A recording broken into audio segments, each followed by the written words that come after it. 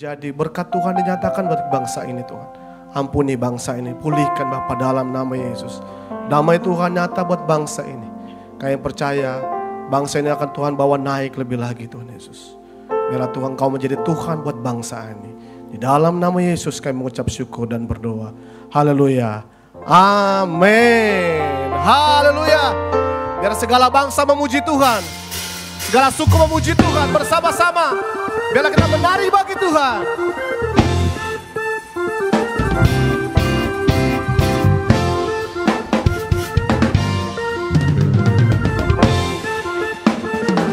Mari menari bagi Tuhan.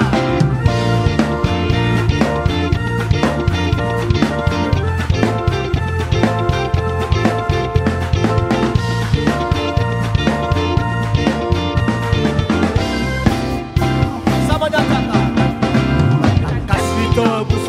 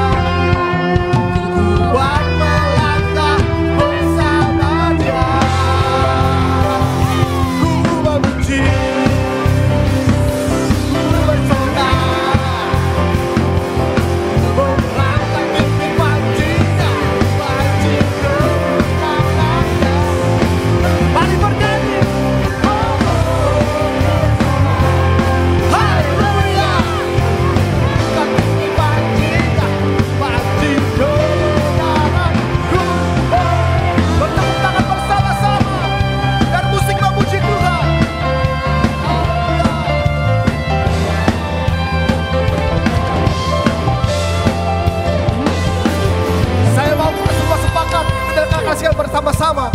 1, 2, 3. Ku menang bersama Yesus Tuhan. Ku menang di dalam peperangan. Ku menang atas segala setan. Haleluya, haleluya. Katakan ku menang.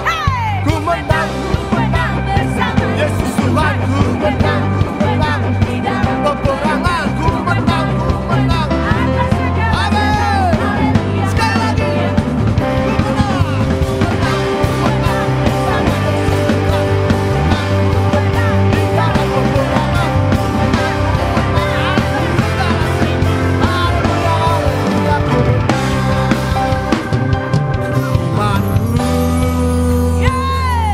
Berkata Tuhanku hebat, Yesusku berkata ku kuat melangkah bersama Dia.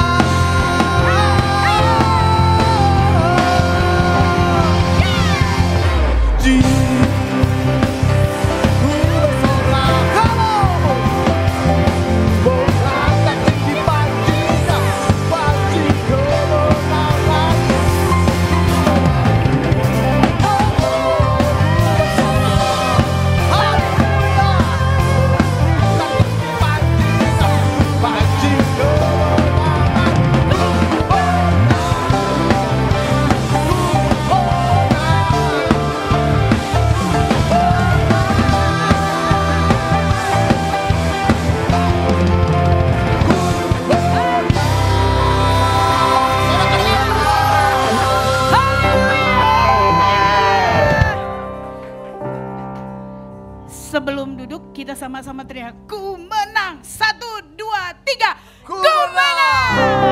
Saya persilakan duduk. Haleluya. Semua kita tahu kita diciptakan Tuhan untuk jadi pemenang. Tidak ada yang diciptakan Tuhan untuk asal-asalan. Semua kita pemenang, bahkan lebih dari pemenang. Tuhan mau kita jadi perpanjangan tangannya. Jadi tangannya, jadi kakinya. Dimanapun Tuhan tempatkan kita, amin. Di dunia kerja, di waktu ibu-ibu ngantar anaknya sekolah, anak-anak muda yang bergaul, tunjukkan kita beda, amin. Amin. Haleluya Tuhan Yesus, terima kasih.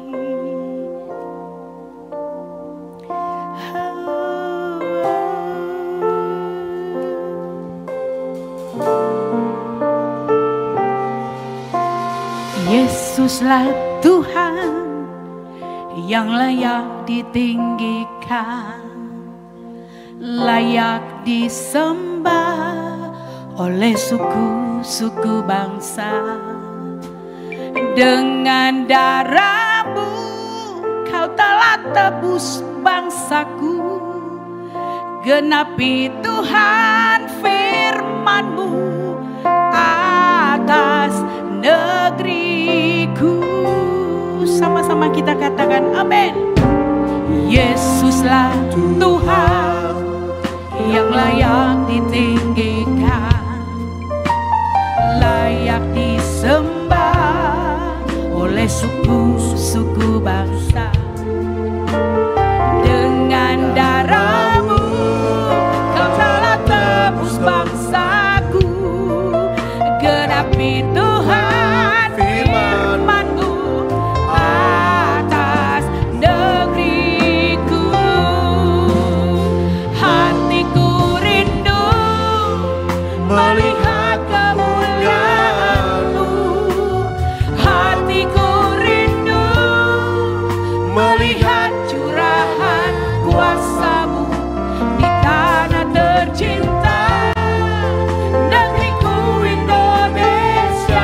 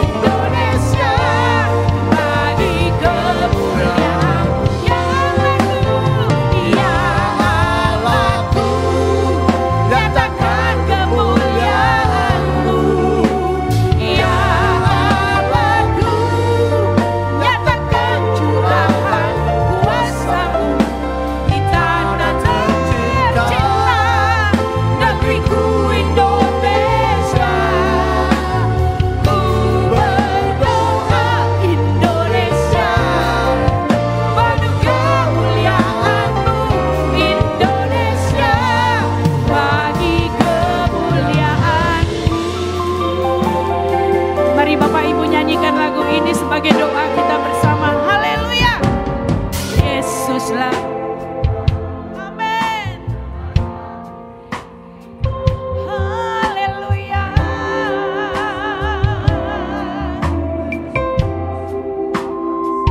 Haleluya Jesus.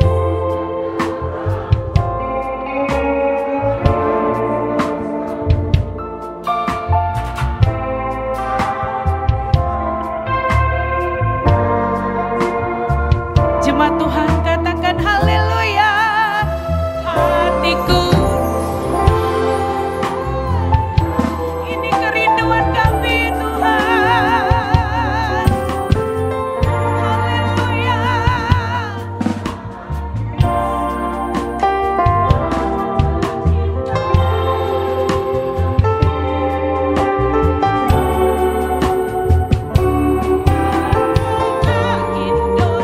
Saya undang Bapak Ibu makin berdiri. Kemuliaan Indonesia, bagi kemuliaan-Mu ya Allahku, nyatakan kemuliaan-Mu ya Allahku, nyatakan curahan kuasa-Mu di tanah tercinta, negeriku Indonesia.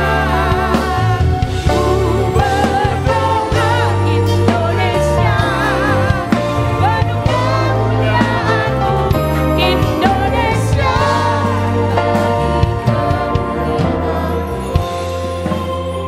Hatiku rindu, kami rindu kemuliaan-Mu atas bangsa ini Bapak.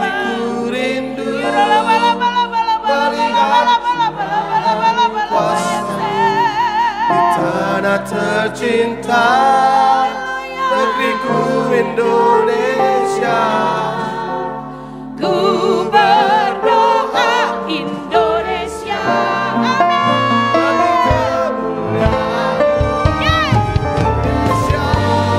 Bagi kemuliaan-Mu ya Allahku,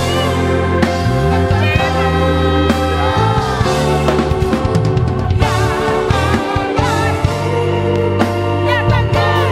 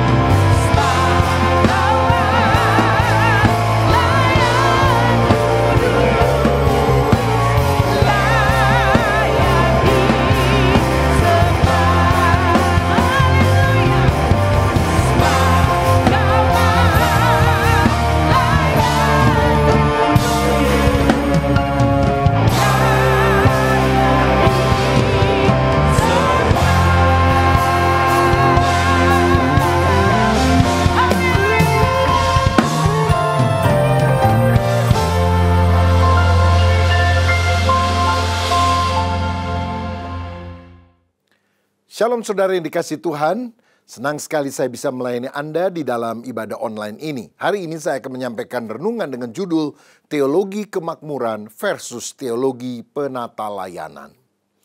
Saudara, kita percaya Allah yang kita sembah adalah Allah yang baik. Dia adalah sumber berkat baik secara jasmani maupun rohani dalam kehidupan kita.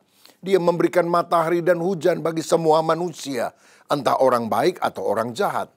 Tetapi dia juga memberikan pengampunan dosa dan keselamatan bagi orang yang percaya kepada Kristus.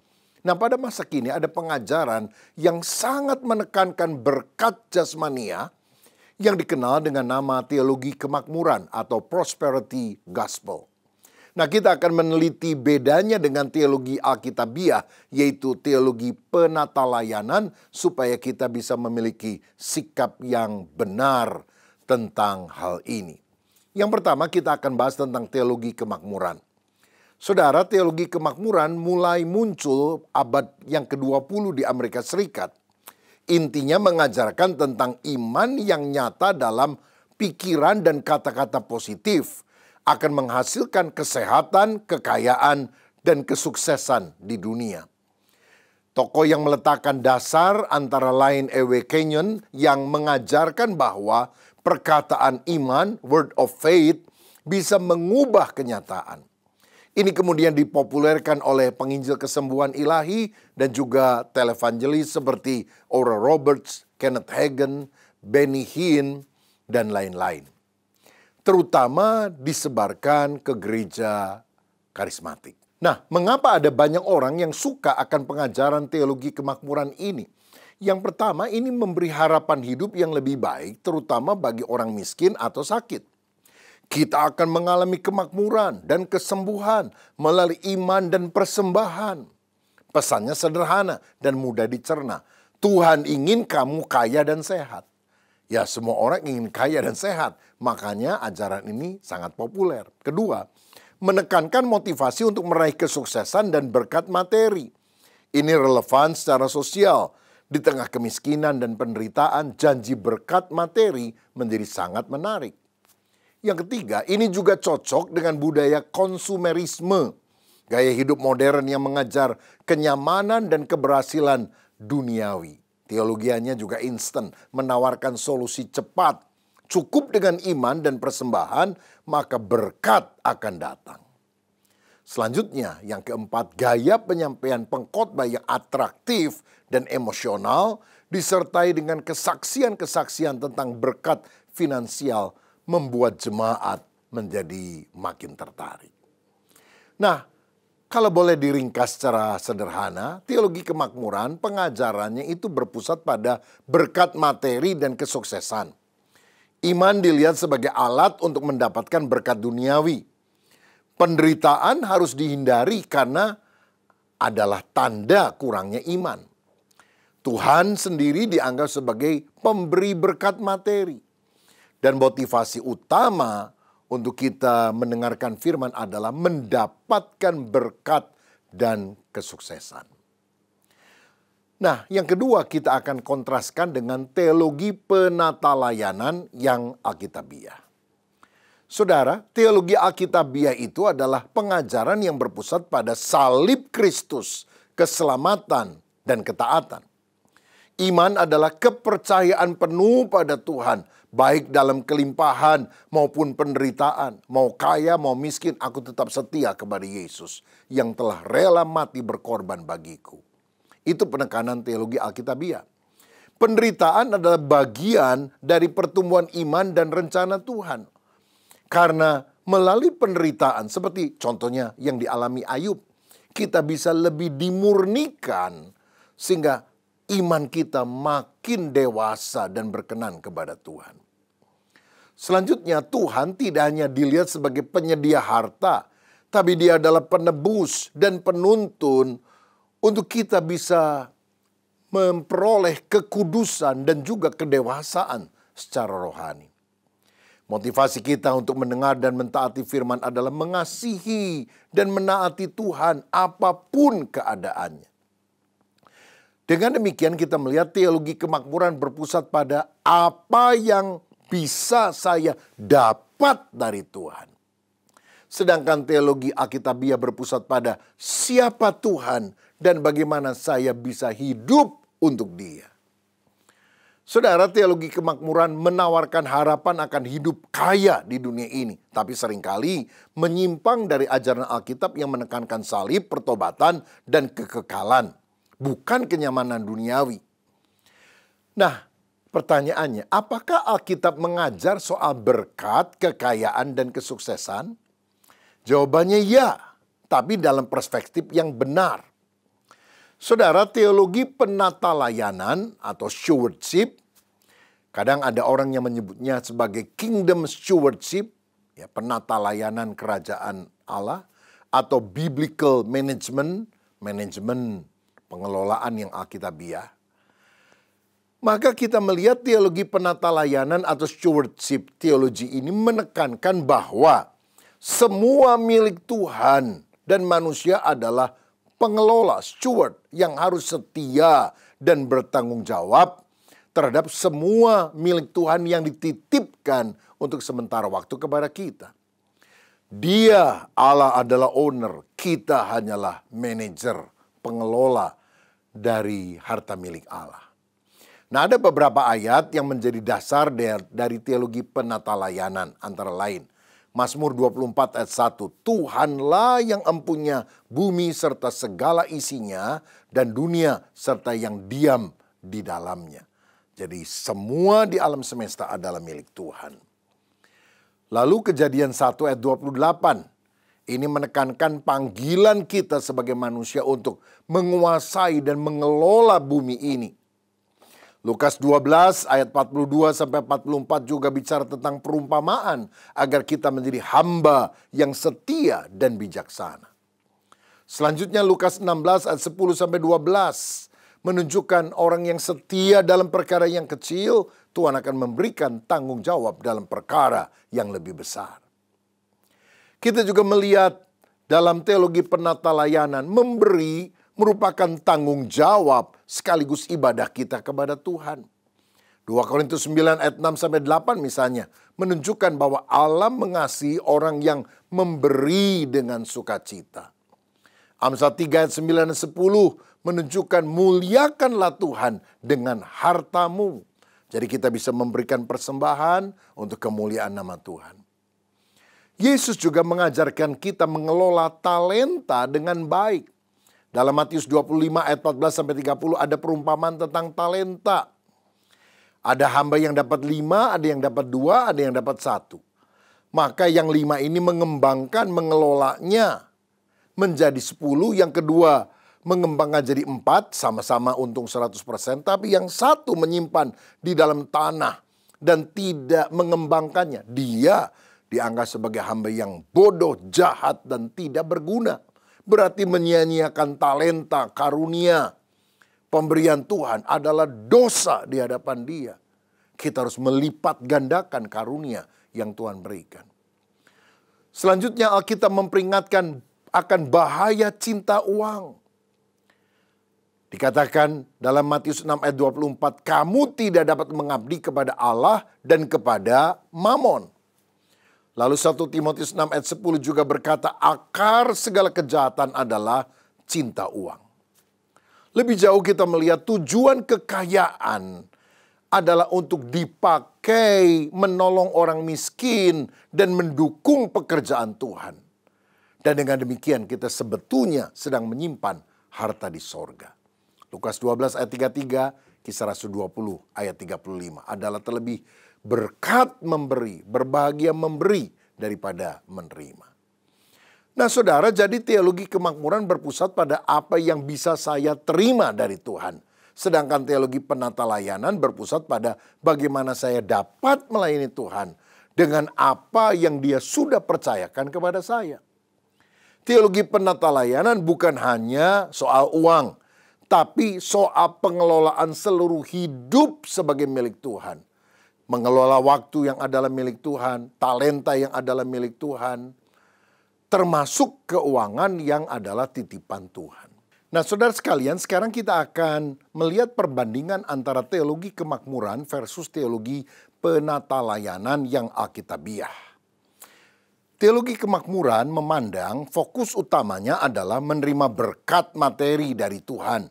Entah berupa uang, rumah yang besar, mobil yang mewah, atau kesuksesan.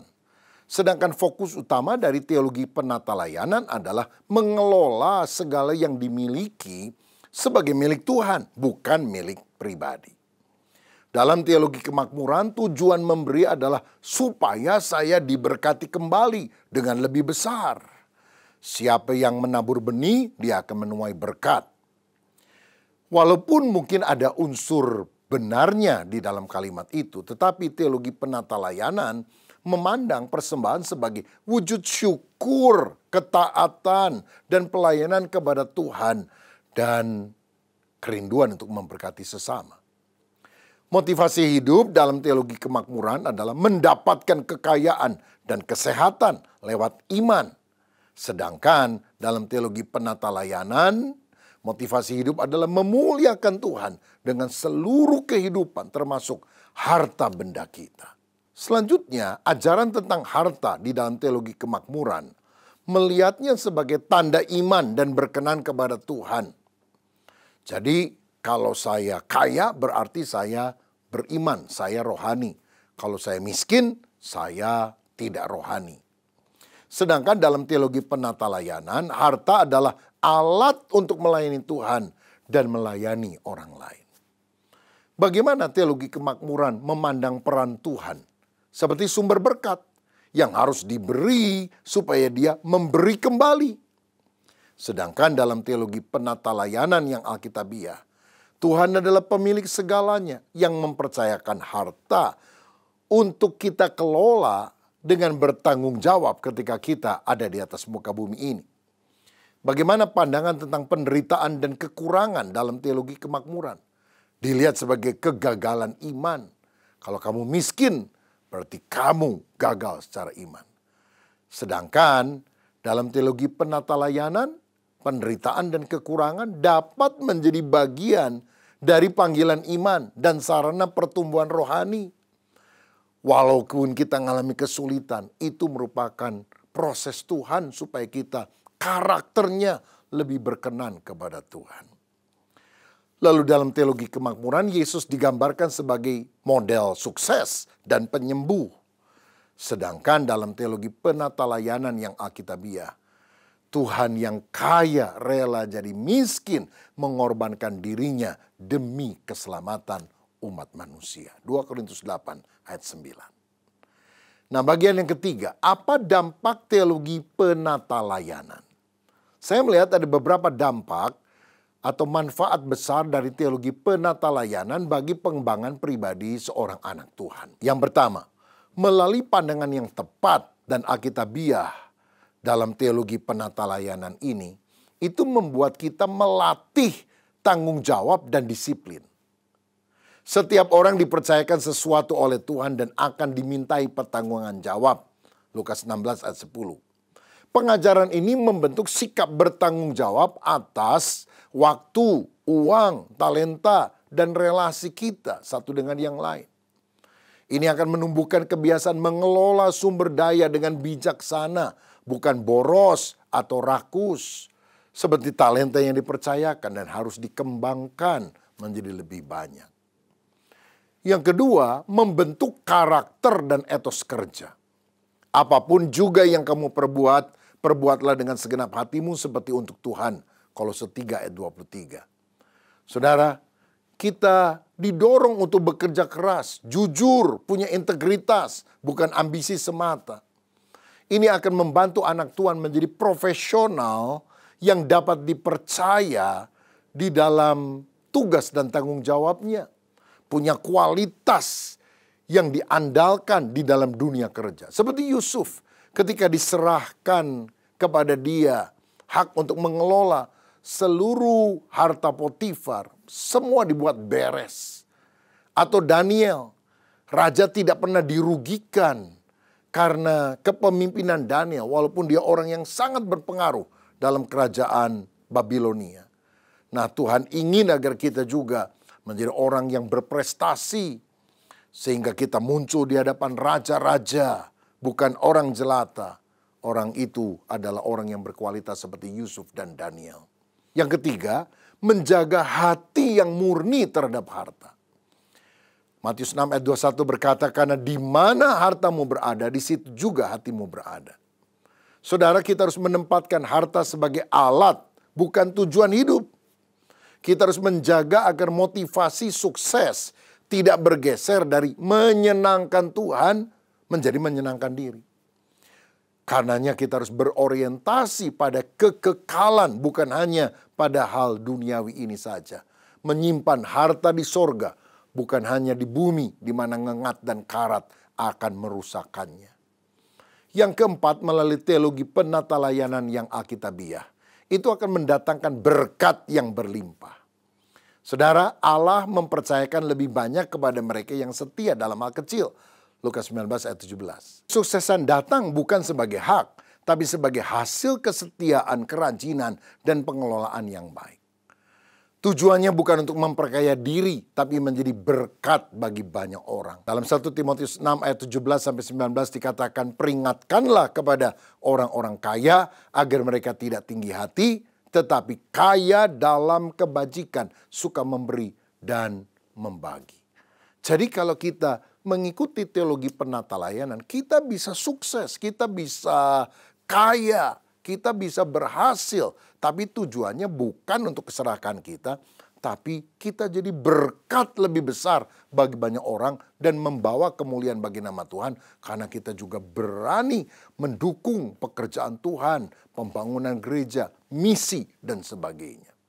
Dan yang kelima, menyadarkan berkat Tuhan itu jasmani dan rohani. Saudara sekalian, apakah Tuhan Allah kita itu kaya? Tentu saja, Dia pemilik segala sesuatu. Mazmur 24 ayat yang pertama. Namun Tuhan Yesus memilih hidup sederhana dan mengorbankan kekayaannya.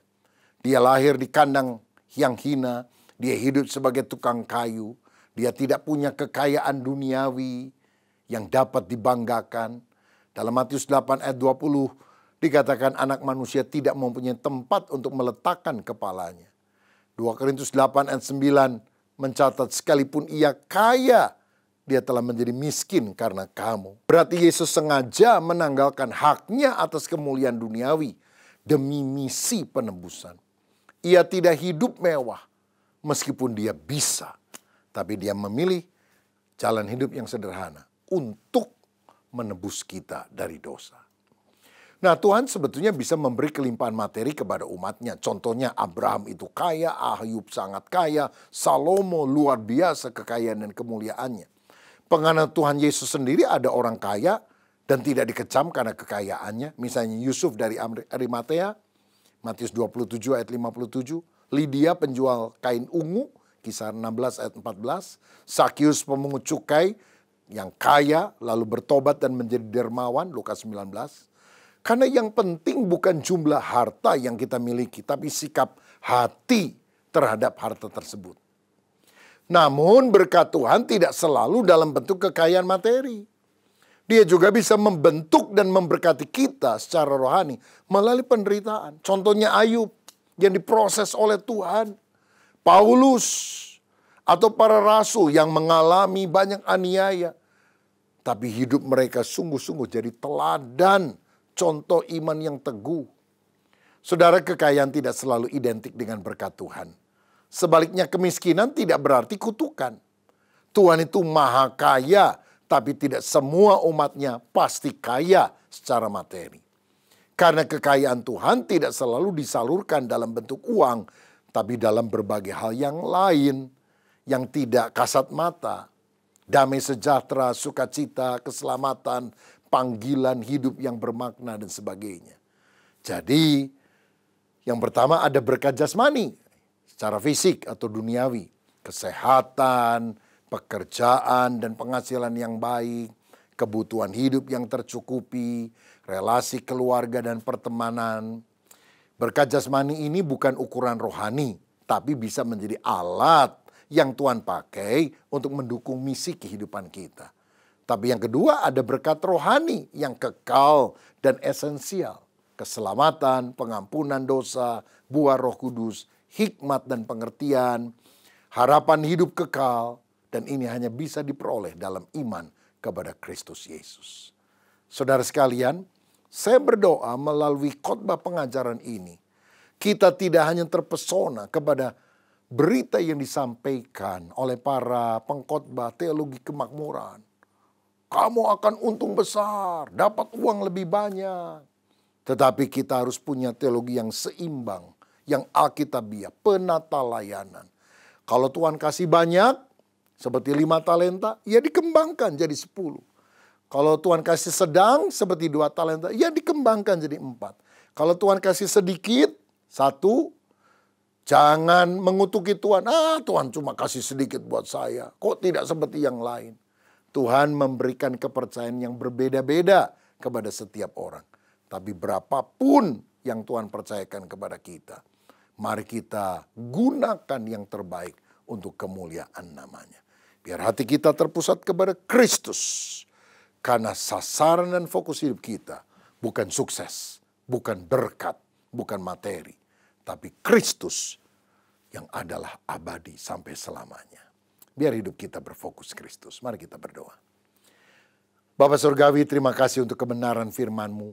Biarlah kami diberikan ketajaman rohani.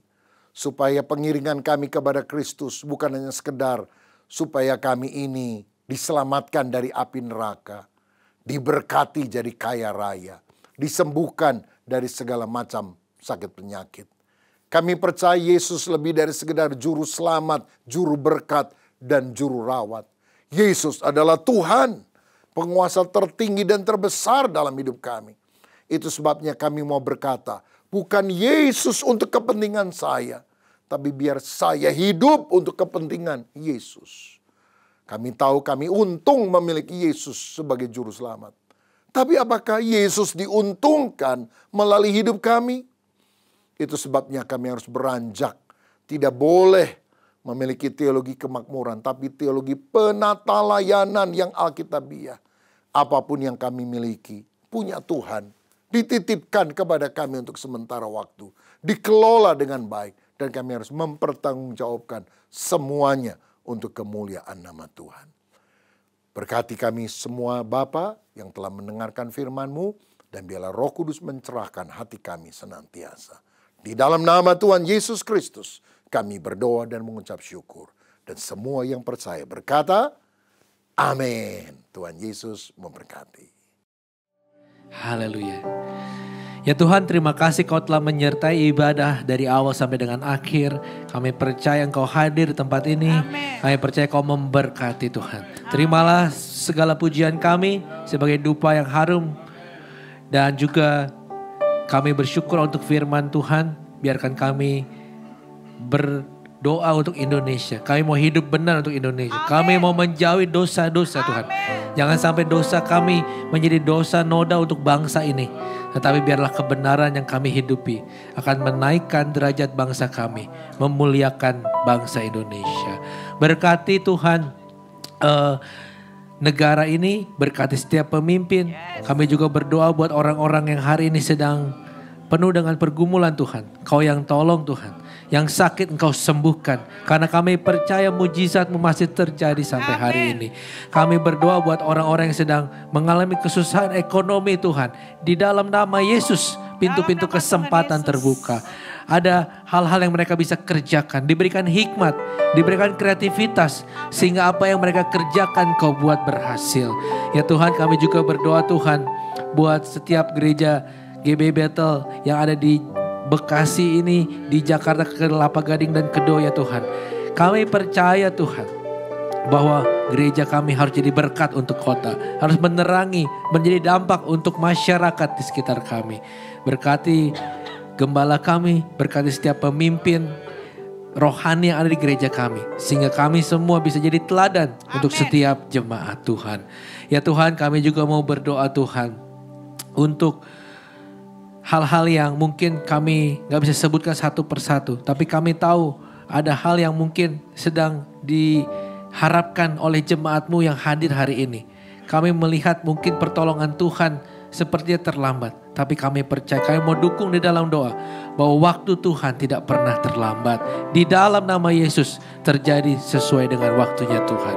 Sekarang kami mau pulang, kami mau angkat tangan kami menantikan berkat Tuhan. Haleluya. Diberkatilah keluargamu, diberkatilah pekerjaanmu, diberkatilah pertumbuhan rohanimu.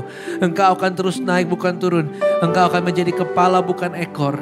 Berkat dari Allah Bapa, keselamatan dari putranya Yesus Kristus, dan persekutuan dengan Roh Kudus menyertai kita sampai Maranatha. Di dalam nama Tuhan Yesus yang diberkati, mari sama-sama katakan amin. Curahkan Tuhan